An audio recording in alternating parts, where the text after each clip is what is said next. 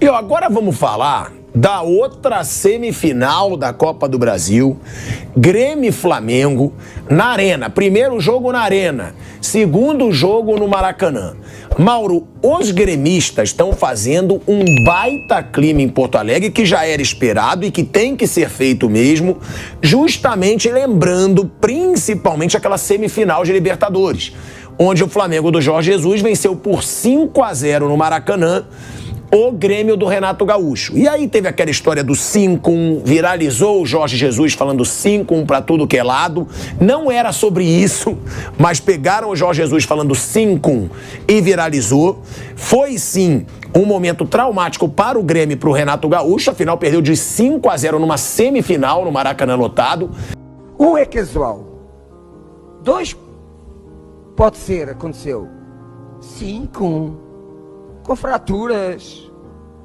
E agora tem inclusive campanha da torcida do Grêmio, porque contra o Cruzeiro não teve uma arena lotada. Contra o Bahia não teve uma arena lotada. E a torcida do Grêmio já faz uma campanha agora, vamos colocar 55 mil pessoas na arena. E a torcida do Grêmio falando sobre a situação do Suárez, o duelo Suárez contra Gabigol. O que falar desse clima? E outra... isso pode ser bom ou ruim para o Grêmio, que eu até tive uma conversa ao vivo com um setorista de Grêmio, e ele fala que tem até medo disso prejudicar. Essa passagem do Renato pelo Flamengo. Porque o Renato, ele era cobiçado para a seleção brasileira quando ele chega ao Flamengo. Ele chega ao Flamengo, é eliminado pelo Atlético Paranaense na Copa do Brasil e perde aquela final de forma traumática para o Palmeiras em Montevidéu. Sai do Flamengo muito criticado e depois disso ficou sem emprego, não se falou mais em Renato em seleção brasileira, ou seja, a passagem pelo Flamengo, que era um sonho para ele, para a carreira, ele acabou regredindo com essa passagem pelo Flamengo. E é claro que o Renato deve estar com aquele sentimento, eu quero mostrar serviço contra esse Flamengo, principalmente porque ele era o treinador do 5-0. Você acha que isso pode ajudar ou prejudicar o Grêmio? E também falando do Flamengo, né? Desse time do Sampaoli que é tão irregular ainda, que não tem uma regularidade, o que esperar desse Flamengo para a semifinal. Bem, eu acho que o Renato, quando ele jogou o Flamengo, o filme dele já estava queimadaço. Ele já tinha tomado 5-0 do Jorge Jesus. Ele já tinha perdido o final de Copa do Brasil para o Palmeiras do Abel Ferreira. O Palmeiras não tomou conhecimento. Ele já tinha sido eliminado pelo time do Renato Paiva, que era o técnico do Del Valle.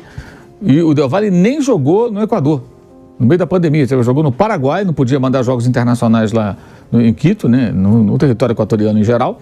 Então jogou no Paraguai e ganhou, inclusive, dentro de Porto Alegre. E aí que ele caiu. Aí ficou um tempo aí no limbo. Aí algum gênio teve a ideia de contratá-lo para treinar o Flamengo, porque ele estava na praia lá jogando futebol e tudo, e acham que ele tem a cara do Rio, aquelas bobagens que se fala no Rio de Janeiro com relação a essas muletas ridículas, uma bobagem colossal. E foi um desastre que ele não tem condições de ser o técnico do Flamengo dentro daquilo que se espera de um elenco tão caro, tanto investimento. Mas ele pode ter ganhado o Flamengo, eu acho que é bom, você ter o estádio cheio, a torcida do Grêmio apoiando, eu não vejo por que pode ser ruim, não.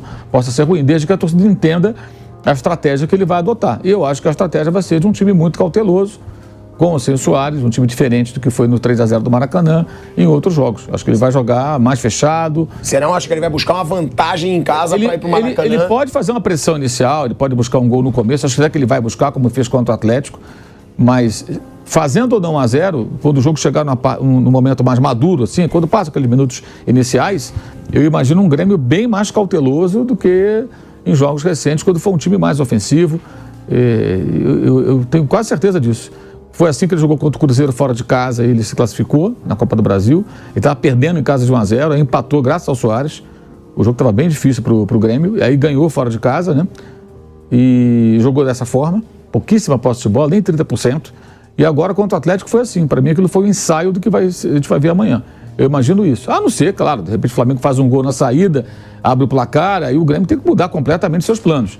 Mas se o Flamengo não fizer um gol na parte inicial do jogo, no 0-0 ou o Grêmio vencendo, o Grêmio acho que vai ser um time bem mais cauteloso para não se expor, como fez contra o Cruzeiro e já se preparou assim contra o Atlético. Tomou muita pressão do Galo, mas sustentou 1-0, teve aquele gol polêmico ali anulado do lado, né?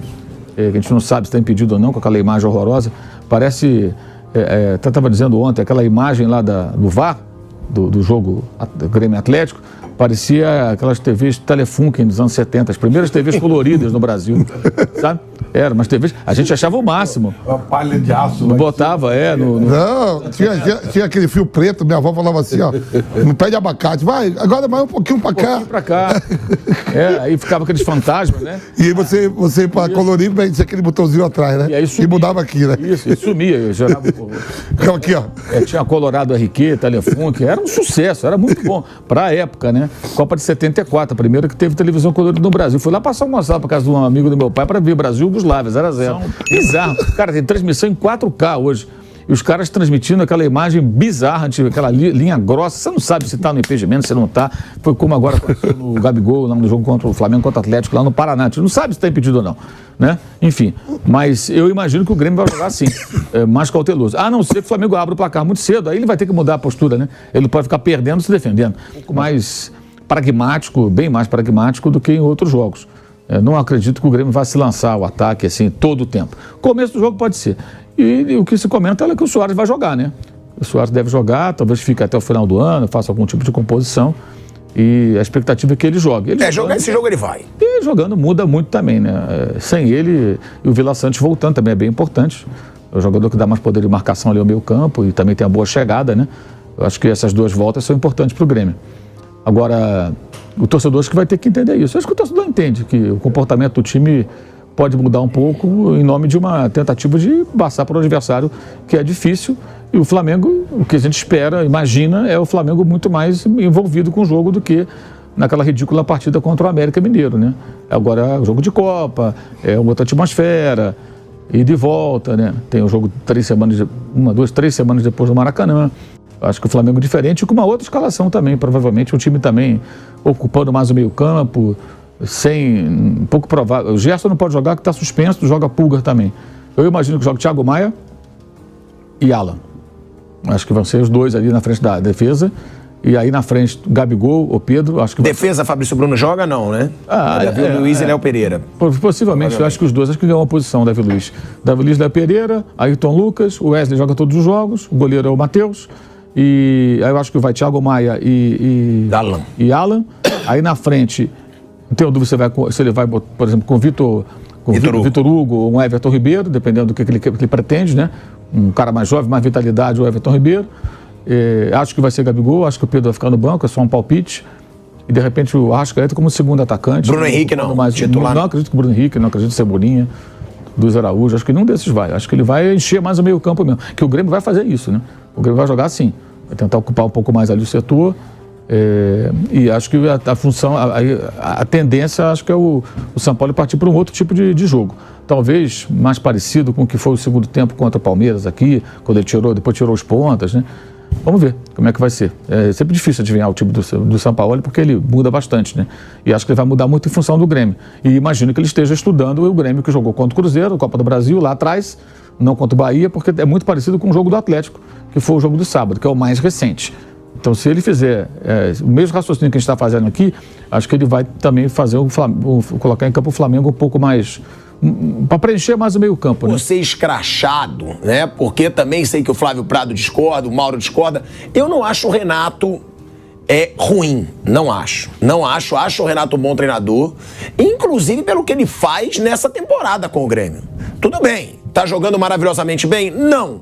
Mas é o vice-líder do Brasileiro, com um time que veio da Série B, aí contratou o Soares, óbvio, fez contratações. Ele tá numa semifinal de Copa do Brasil. Jogou bem contra o Bahia? Não, mas está na semifinal de Copa do Brasil e eu acho que ele teve bons resultados. Eu sei que o Flávio também discorda.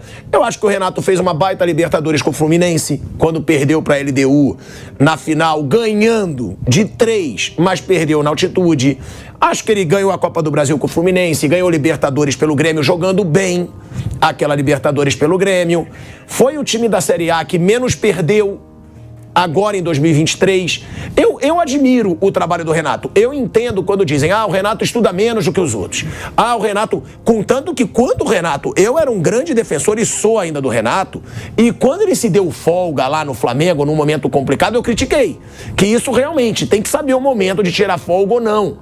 Acho que ele não estuda tanto quanto os outros, mas eu acho o Renato um dos melhores treinadores do Brasil. Um bom treinador pro Grêmio. No Grêmio ele funciona, sei lá por quê, talvez pela maneira como ele é tratado. Quando você é um ídolo, a coisa é diferente, abre mais portas. Era o mesmo respeito que se tinha pelo Rogério no São Paulo, né? Você tem uma... É diferente, é outro papo. O nível do Flamengo e do Jorge Jesus foi extraordinário. Sim. Não sei se ele repetiria, mas foi realmente o que se viu de melhor no futebol brasileiro nos últimos tempos. Isso é indiscutível.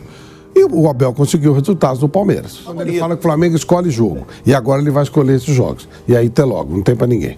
Esse foi o debate para esse jogo de hoje entre Grêmio e Flamengo. Asmar, Mauro César e todos os participantes da JP Esportes. Espero que tenha gostado. Créditos para JP Esportes, link do vídeo completo na descrição desse vídeo. Agora é só esperar para assistir esse jogaço pela Copa do Brasil entre essas duas equipes, que pode ser a terceira eliminação consecutiva que o Mengão elimina o Grêmio. E se você é novo, inscreva-se no canal para outras notícias do Flamengo.